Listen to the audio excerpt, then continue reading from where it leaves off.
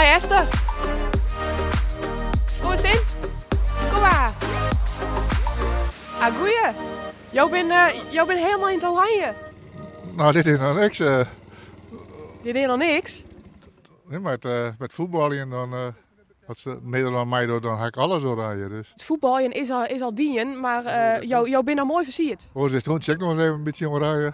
Zijn bouwen had er dan om en soms ze liet ze bouwen. En dat vind ik wel mooi ook nog.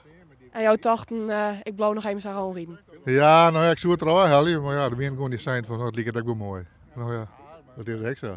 Toen was je alleen, toen ging alles in het oranje en toen weer kijk, dan kijk ik wel naar je giet horen aan die kant nu en dan weer de meesten, de toeterie op plastic hier. Zeer toen van waarom toeterie van ook wat stapelen als die. Dat vind ik toch wel leuk natuurlijk. Jou bent dan een groot fan van de voetballers of? Ja, maar ik ga er nooit een wedstrijd niet echt zien van deze elftal. Maar zulke dingen dan wel, ja. Dan moet dat nog een keer gebeuren. Ja, maar ik heb wat les van hoogtevrees, zo. Dus ik doe eigenlijk net hier bij de tribunes op. Mag ik een VIP-kaart houden? Dan moet jou maar op het veld zitten de volgende keer, in de dugout. Had je maar een VIP-kaart van weer regelen, dat ik net op tribunes mat. Nog een prettige reisje dus.